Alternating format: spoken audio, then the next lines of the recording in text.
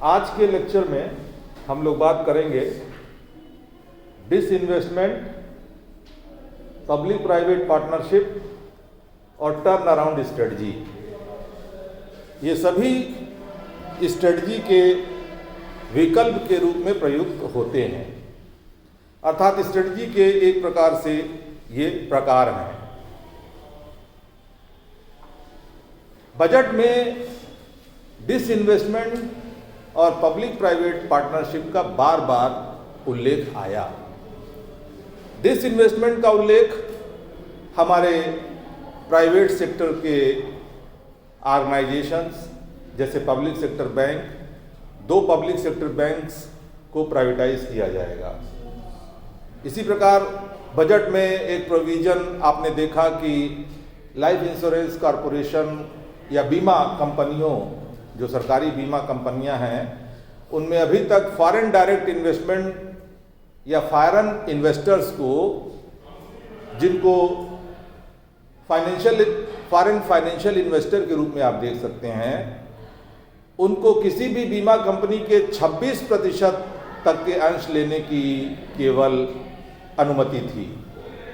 लेकिन इस बजट में यह प्रोविजन कर दिया गया कि वो 74% तक अपना विनियोजन बीमा कंपनियों में उनके अंशों की खरीद करके कर सकते हैं। इसका क्या प्रभाव होगा? आप पढ़ चुके हैं कि किसी कंपनी में 51% या उससे ज्यादा विनियोजन, दरवाजा बंद करो, जिस संस्था की होती है, एक तरह से स्वामित्व उसी संस्था की होती है। अधिकांश निर्णय जो कंपनी के लिए अंशधारियों द्वारा लिए जाते हैं, आप जानते हैं कि किसी भी कंपनी के स्वामी अंशधारी ही होते हैं, और अंशधारी अपनी 3 प्रकार की बैठकें, जो जनरल मीटिंग, स्टेटरी मीटिंग और स्पेशल मीटिंग के रूप में होती हैं, इन बैठकों में निर्णय लेते हैं। निर्णय क्या मान्य होगा, यह कितने प्रतिशत लोग उसको अपनी स्वीकृति देते हैं, इस पर निर्भर करता है।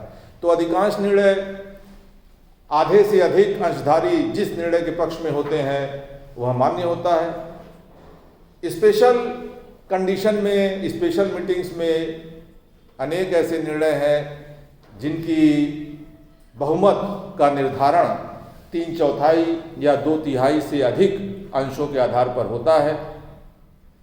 इस प्रकार जब किसी संस्था को 3/4 से 1% कम, यानी 74% तक, 26% जो बचा है, अनेक दशाओं में 26% तक के ही मतदान के आधार पर निर्णय होते हैं। तो ऐसी दशा में कुछ एक्सेप्शनल कंडीशंस को छोड़ करके, जहां 75% से अधिक मतों की आवश्यकता होती है, बाकी सभी दशाओं में वह संस्था या ऐसे संस्थाओं का समूह जिसके हाथ में 74% तक के अंश हैं, वह निर्णय लेने में कामयाब होते हैं।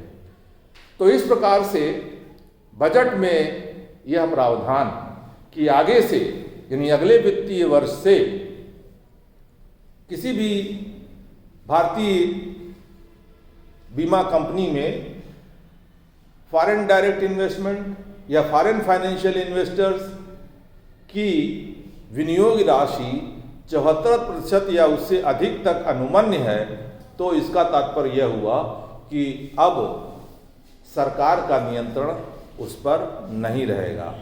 इसके पहले तक नियम यह था कि 49% से अधिक प्राइवेट प्लेयर्स के शेयर होल्डिंग नहीं हो सकते, अर्थात 51% या उससे ज़्यादा सरकार के ही हाथ में अंश रहने वाले थे। अर्थात सरकार जो निर्णय लेगी या जो निर्णय लेना चाहती, जो भी पॉलिसी बनाना चाहती, उसी के अनुरूप बीमा कंपनियों का संचालन होना तय था। इस प्रकार यह निर्णय जो बजट के माध्यम से सरकार ने लिया है, वह स्ट्रेटेजिक डिसीजन कहलाएगा। आगे से कंपनियां जिनके विनियोजन 74% तक होंगी या मिल करके भी, मान लीजिए किसी के पास 20 है, किसी के पास 30 है, किसी के पास 24 है, तीनों मिल गए तो तीनों 74% शेयर होल्डिंग कमांड करेंगे और ऐसी दशा में तीनों मिल करके जो सोचेंगे, जो निर्णय लेंगे, वही उस कंपनी पर लागू होगा।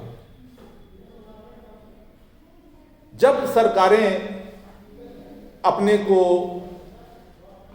यह महसूस करती हैं कि उनका इंटरवेंशन कंपनियों के प्रबंधन में घटना चाहिए या कम होना चाहिए या दूसरे कारणों से, चाहे पूंजी की आवश्यकता हो जिसकी आपूर्ति सरकार करना न चाहती हो, तो ऐसी दशाओं में इस प्रकार के डिसइन्वेस्टमेंट के निर्णय लिए जाते हैं। कई बार संस्थाएं अच्छे से काम नहीं कर रही हैं, घाटे में जा रही हैं, तब भी सरकारें डिसइन्वेस्टमेंट का निर्णय लेती हैं। तो इस प्रकार डिसइन्वेस्टमेंट एक प्रकार का स्ट्रेटेजिक डिसीजन है। स्ट्रेटेजिक डिसीजन से पहले यह एक विकल्प है, सरकार के सामने एक रास्ता है कि बीमा कंपनियों के सफल संचालन के लिए क्या तमाम उपलब्ध विकल्पों में से यह विकल्प भी उपयोग में लाया जा सकता है। जब हम इस प्रकार के प्रश्नों पर विचार विमर्श करते हैं या तमाम उपलब्ध विकल्पों में से किसी एक विकल्प के चुनने की समस्या के संबंध में निर्णय लेते हैं, तो यही स्ट्रेटेजिक चॉइस कहलाता है। ऐसा पिछली कक्षाओं में भी हमने आपको स्पष्ट किया है। तो इसी प्रकार पब्लिक प्राइवेट पार्टनरशिप, कैपिटलिज्म का यह सिद्धांत है कि सरकार अपने हाथ में कम से कम संस्थाओं का स्वामित्व रखे। चूंकि प्राइवेट प्रॉपर्टीज खरीदी जा सकती हैं, व्यक्ति अपने नाम में संस्थाएं शुरू कर सकते हैं, संस्थाओं का निर्माण कर सकते हैं, उनका प्रबंधन कर सकते हैं। इसलिए पूंजीवादी अर्थव्यवस्था की यह विशेषता है कि सरकारें इस अर्थव्यवस्था के अंतर्गत शनय शनय कंपनियों पर, व्यावसायिक प्रतिष्ठानों पर अपना स्वामित्व घटाती हैं। चूंकि इस विचारधारा के अंतर्गत यह माना जाता है कि सरकार का काम दूर से बैठकर केवल एक नज़र रखना है, उसे तमाम व्यावसायिक गतिविधियों में या बाजार के नियंत्रण में कम से कम भूमिका अदा करनी चाहिए, बल्कि दूर से बैठकर एक निगाह रखते हुए जहां कहीं आवश्यक प्रतीत हो वहीं सरकार का इंटरवेंशन होना चाहिए। इसी विचारधारा का पालन करते हुए धीरे धीरे कोई भी पूंजीवादी अर्थव्यवस्था लेसेस फेयर की ओर बढ़ती है। लेसेस फेयर अर्थात न्यूनतम पॉसिबल, जितना कम से कम हो सके उतना कम इंटरवेंशन गवर्नमेंट की तरफ से संस्थानों के नियंत्रण, पूंजी के नियंत्रण, बाजार पर नियंत्रण, सरकारी प्रतिष्ठानों जैसे कम से कम पब्लिक सेक्टर अंडरटेकिंग्स का पर पूर्ण नियंत्रण होना चाहिए। अमेरिका की अर्थव्यवस्था फॉर एग्जाम्पल हम मानते हैं कि लेसेस फेयर की एक अच्छी उदाहरण के रूप में देखी जा सकती है। पब्लिक प्राइवेट पार्टनरशिप भी इसी प्रकार का कंसेप्ट है, जिसके अंतर्गत सरकार ऐसी सभी संस्थान जो पूरी तरह से अपने स्वामित्व में प्रारंभ करती है, शनय शनय उसमें स्वामित्व प्राइवेट हैंड्स में ट्रांसफर करती जाती है। यदि अंश हैं तो अंशों को बेचा जाना, या यदि अंश पूंजी नहीं है तो प्राइवेट ऑर्गेनाइजेशंस के साथ ऐसे अनुबंध क्रियान्वित करना जिससे कि निर्णयन में सरकार के अतिरिक्त दूसरे प्राइवेट संस्थाओं की भागीदारी हो और कंपनी या संस्थान का काम शनय शनय ज़्यादा से ज़्यादा प्राइवेट हैंड्स को चला जाए और वो उसका संचालन और नियंत्रण प्रारंभ करें। ऐसे अनेक क्रियाकलाप हो सकते हैं जहां यदि प्राइवेट बॉडीज या प्राइवेट इन्वेस्टर्स या प्राइवेट बिजनेस हाउसेस को अगर हम जोड़ लें तो निश्चय ही सरकार का काम आसान हो सकता है, बेहतर हो सकता है, नीतियों का क्रियान्वयन तीव्रतर हो सकता है। इस प्रकार हमारे देश में आज सरकार ज़्यादा से ज़्यादा क्षेत्रों में पब्लिक प्राइवेट पार्टनरशिप को प्रोत्साहन दे रही है और यह पब्लिक प्राइवेट पार्टनरशिप को प्रोत्साहन भी एक प्रकार का स्ट्रेटेजिक डिसीजन ही कहलाएगा, चूँकि दीर्घकाल में इसका कंपनी के स्वामित्व पर, कंपनी के परफॉर्मेंस पर, कंपनी के विज़न और मिशन के अचीवमेंट पर बहुत व्यापक प्रभाव पड़ता है। इसी प्रकार turn around strategy, turn around जैसे बिल्कुल यू आकार में टर्न ले लेना, यू आकार में टर्न ले लेना।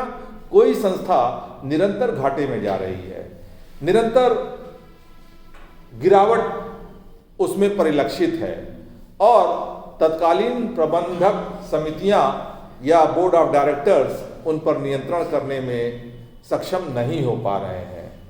तो ऐसी दशा में एक हाई पावर कमेटी कंस्टिट्यूट की जाती है जो यह निर्णय लेने की कोशिश करती है कि किस प्रकार संस्था की वर्तमान दुर्भाग्यपूर्ण परिस्थितियों से निकालकर उसे प्रॉफिटेबिलिटी की ओर ले जाया जाए। टर्न अराउंड का एक अच्छा उदाहरण अक्सर हम देते हैं। भारतीय रेलवे, जब लालू प्रसाद यादव इसके रेल मिनिस्टर बने, उस समय भारतीय रेल बहुत ज़्यादा घाटे में चल रही थी, लेकिन विभिन्न एकेडमिक इंस्टीट्यूशंस जैसे IIM अहमदाबाद और ऐसे प्राइवेट कंसल्टेंट के माध्यम से रेलवे के लिए ऐसी स्ट्रेटजी बनाई जानी प्रारंभ की गई